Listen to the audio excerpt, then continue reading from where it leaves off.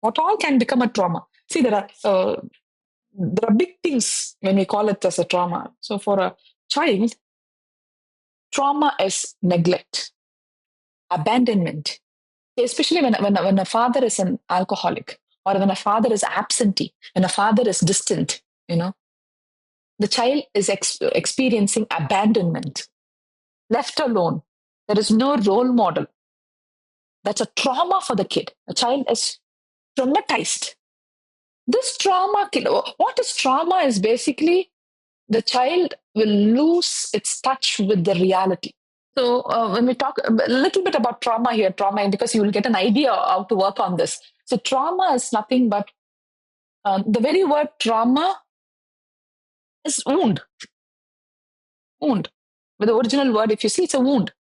See, this is a psychological wound, which the child gets by basically from the caregivers when they are neglected, their emotions are neglected, when their presence is not encouraged and rejected, when pain is given. I think yesterday I was talking with Joanna. See, when a child cries, the child is crying out of physical pain, yes. That if the child is crying, if it is an 100 mark score, the child cries for physical pain only for 10%. The rest 90% or 95% is for is because of emotional pain. So imagine a child is having a fracture. The child cries, comes crying, and mom takes the child, soothes the child. The child will still have the pain, but the child will stop crying. The child holds the pain. It may take 3 weeks or 4 weeks to get healed. Will the child continue to cry for all the 3 or 4 weeks? No. Emotional tears, or the tears is just for the emotional pain the child is carrying. But that emotional pain is not soothed. Immediately what will say, I asked you not to go out, right? But what the child is getting, the child is coming, crying, telling that I'm having pain. And what you're giving? More pain. What will the child do? What will be the adaptation of the child? What will the child learn and how the child will come out? And now, the next time the child will have pain and the child will be alone, not to share that pain with anyone. That being holding the event alone is trauma, if you want to understand it clearly. It's just not the event. So something has happened to me. Yes, is it a painful event? It is injustice or whatever it is painful. Yes, pain. Sexual abuse, is it a trauma? Yes. But the sexual abuse, once that sexual abuse happens and the child is alone holding the abuse, not able to share with anyone. You had the abuse. To whom did you share? No one. For that matter, not with your mom, not with your dad. The loneliness, holding that event alone as a 6-year-old, 3-year-old, 4-year-old, is so huge. It's beyond their comprehension. Their brain cannot hold it. The neural firings would have gone chaotic because they cannot handle this thing alone.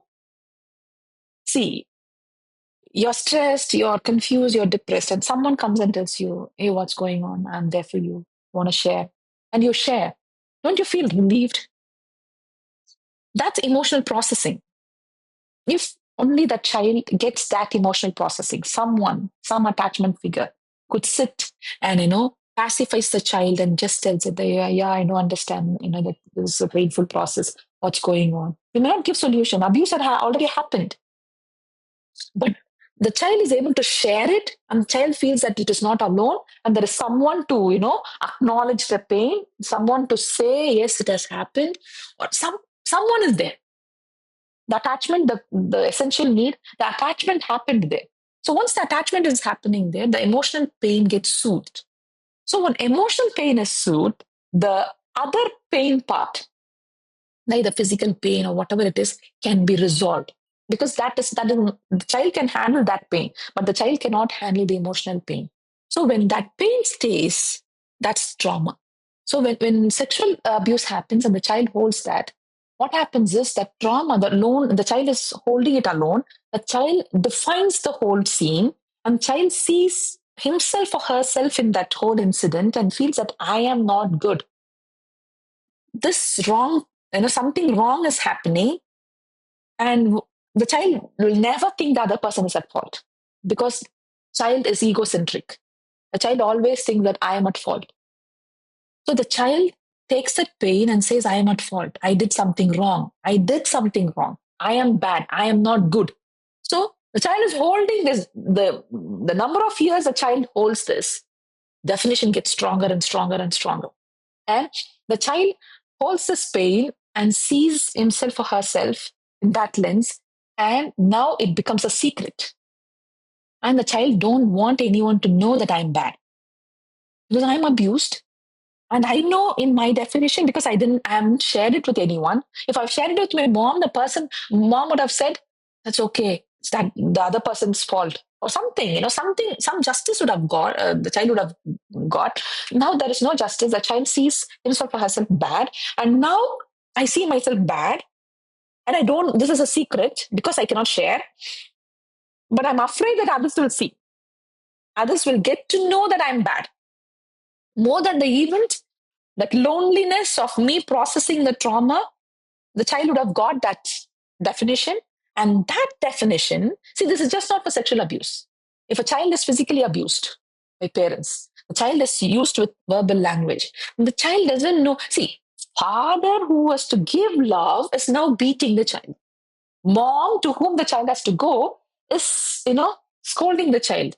Now the child is receiving pain here, and holding that pain within herself and defining, processing, because we are meaning making mission. The child will try to make meaning. The child will try to adapt. In that adaptation is child losing itself. Okay. So while adapting the pain, the child says, okay, I'm not good. So this I am not good is so ingrained, and I don't want anybody to see that I am not good. So what the child will do? Hide. What does the child will do? Prove. The child will do overdoing. The child will become very religious. Because if I have to get attention from mom, but mom is the one who is physically abusing me, and the abuse cannot be shared anywhere. With that abuse, what is the information I've got? I'm not important, or I'm not good. And I don't want this message to be conveyed to my mom anymore. So I need to be a good person. So to be a good person, what will I do? I'll prove.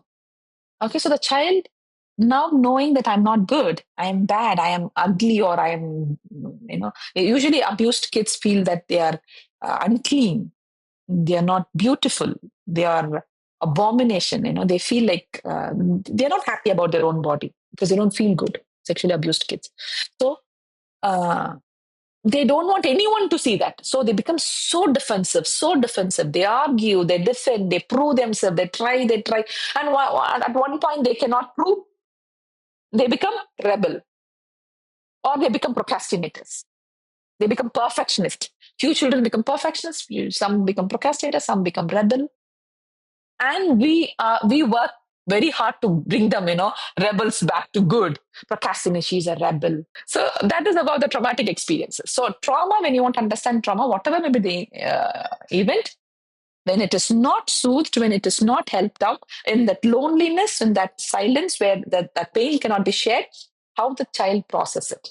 That is trauma. Okay, it can be neglect. It can be, see, for example, if a child wants attachment and the attachment is not given, that's a trauma. 3 months old, the child is given to a caregiver and the mom goes for work. Trauma. Because the pain, the child feels neglected. So these are all called, the chronic traumas.